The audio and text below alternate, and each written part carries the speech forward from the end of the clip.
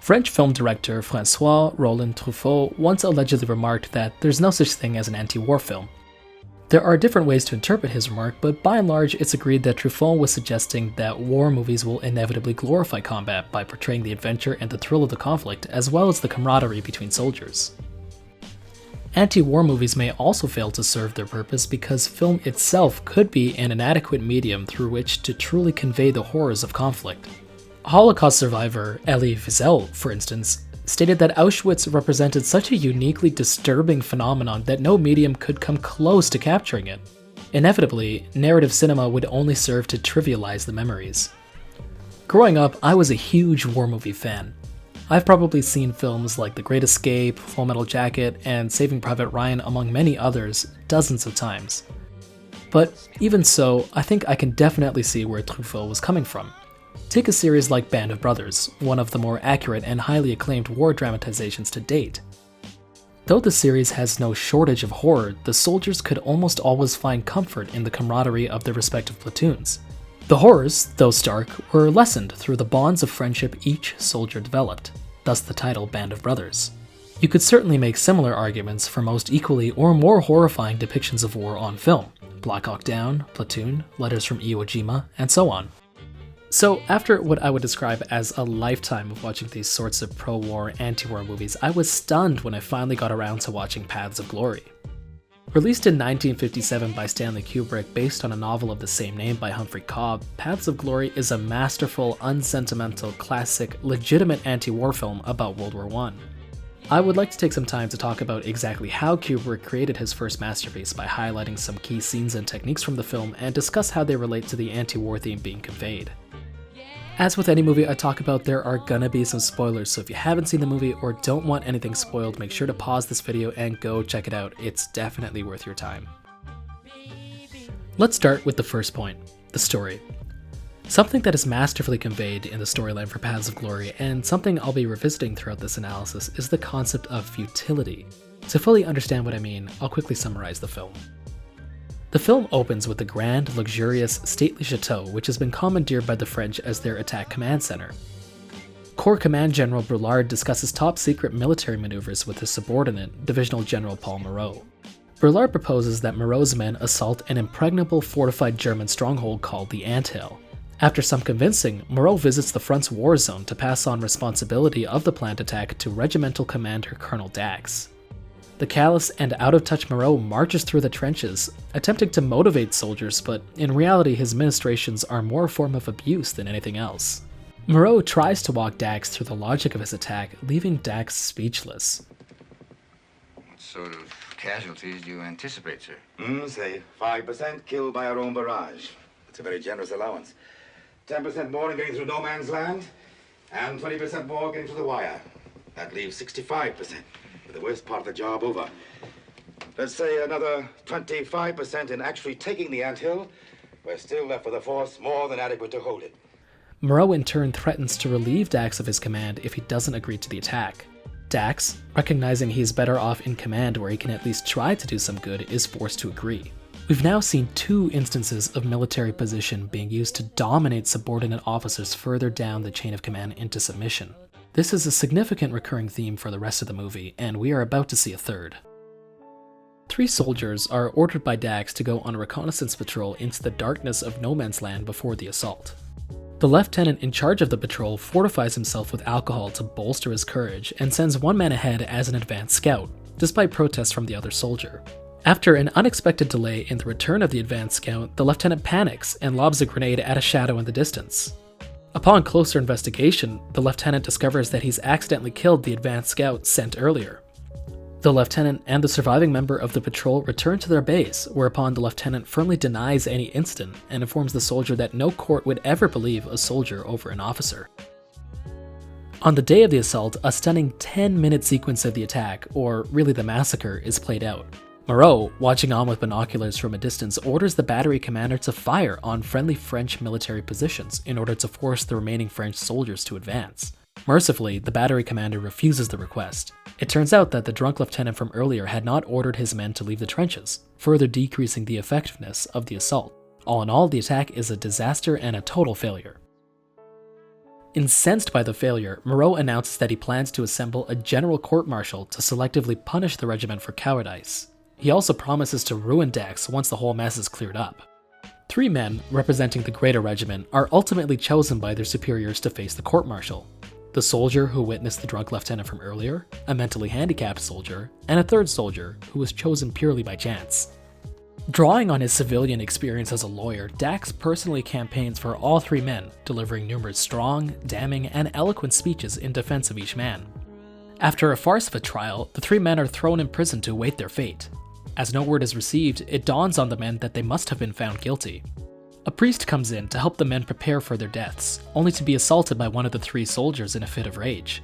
In the process of being subdued, the attacking soldier suffers a broken skull and lies on the floor unconscious. Come the day of the execution, we in the audience keenly await some sort of intervention. As a little aside, we call these sorts of last-minute saves deus ex machina, that's Latin for God from the machine. After the injustices we have witnessed, after the valiant speeches by Dax, after Moreau ordered cannons to fire on his own troops, surely the 3 soldiers will be acquitted.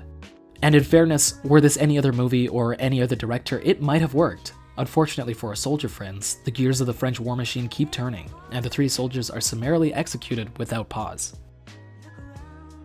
As a final insult, Brulard, the man who requested the attack in the first place, notifies Dax that he was made aware of Moreau's order to fire upon the trenches. Brulard, misunderstanding Dax's motivations, congratulates Dax on his subtle power maneuverings to replace Moreau. Dax, appalled that he was being thought of in such a fashion, chews out Brulard and wanders away. But more on the full ending later in this video. Over the course of this movie, no soldiers found glory, no camaraderies were formed, no death-defying rushes were carried out, no victories were won, no protagonists were saved, and no justice was leveled. The only victory Dax won against Moreau was misinterpreted by Brulard as a power play, removing any sense of worth from the victory at all. The bureaucratic struggles of the French commanders reduced the fighting men to nothing more than a number, nothing more than a finite resource like the bullets the soldiers themselves used to fight the war. We're left with this overwhelming sense of futility, and that sense should hopefully be magnified when you learn that this film was based off of a real World War I conflict, claiming the lives of 315,000 French soldiers on the Western Front. Now that you understand a little bit about the story, I can talk more about the camera, lighting, and sound techniques employed by Kubrick to amplify feelings of futility and unease throughout the movie. The beginning of the movie shows a group of soldiers marching from right to left, illustrating a reversal of progress. Subconsciously, we are already developing a sense of unease from the unnatural movements. Within the resplendent castle, we're given a slight sense of security. That security is abruptly removed as the camera shifts to the trenches where nothing exists to separate the soldiers from the sky. The contrast in dress between Moreau and the soldiers combined with the low and medium angle shots make us feel small and helpless. We're forced to literally look up to Moreau as he relentlessly forces us backwards in a series of reverse tracking shots through an endless maze of trench corridors. In another sense, the unnatural straight line movement of the camera is almost ghost-like. We are offered no break in perspective, and we can only feel the barren, crushing despair of the trench walls. Again, a stark contrast from the luxurious French chateau from before. During the stunning 10-minute battle sequence, the camera eerily glides from right to left, further illustrating that sense of unease and the reversal of progress. Very rarely, if ever, is the camera positioned behind the soldiers. If the camera is ever static, it's usually positioned to face the oncoming soldiers. The effect is fantastic, a relentless onslaught of French soldiers being cut down in droves by unseen enemies. The frame is constricting, the only thing that matters outside of each trench is the distance to the next hole forwards. There are few, if any, close-ups on dying men and no dialogue. None of the charging men fires a weapon even once. As the men struggle like a swarm of ants climbing towards the aptly named anthill, the whole assault seems absurd and pointless. There are no visceral handheld shots, there is no blood, no glory, no glamour, and no bold soundtrack. It's just droves of men running into a meat grinder without ever being able to fight back. Later during the trial itself, Kubrick frames each soldier in a medium close-up, the shallow focus allowing us to see the other defendants while emphasizing the space that isolates all of them. From an audio perspective, the voices of the accusing parties are crisp and clear, whereas Dax's voice echoes in the large parlor, fading into nothingness while the accusers smirk on. Are you protesting the authenticity of this court? Yes. Even the execution is shot without the thrill of horror. The camera retreats to the firing squad's POV perspective, and the bodies fall over without a sound. Overall, Kubrick's camera, lighting, and sound techniques throughout the film are carefully chosen to emphasize the sense of hopelessness and futility that the French soldiers experience. Lastly, I'd like to speak a little bit about the ending of Paths of Glory. Paths of Glory closes with a scene that doesn't seem organic to the movie. After Dax wanders off, he encounters a bar full of drunken French soldiers. The owner of the bar brings out a captive, frightened German girl on stage. He makes lecherous remarks about her figure and lack of talent, and she is forced to perform. She cries, they laugh. Her tragedy is their comedy. After she begins to sing, the noise from the crowd dies off. The men slowly transform from a group of uncivilized, faceless animals to a group of fathers, brothers, boyfriends, uncles, friends, and so on. Each man is moved to tears, ashamed, their imagination wandering off. They think of their wives, daughters, and sisters. It could be any girl up there, any girl they know. And so the men cry on, not on behalf of the girl, but as the girl themselves.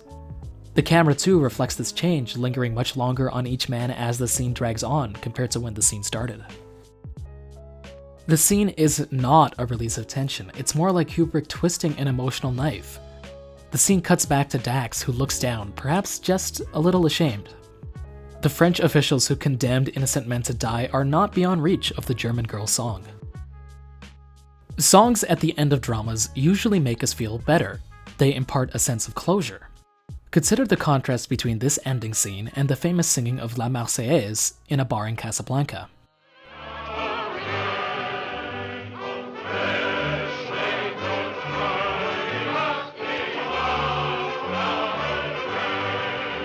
If that song in Casablanca was a call to patriotism, this scene is an argument against it.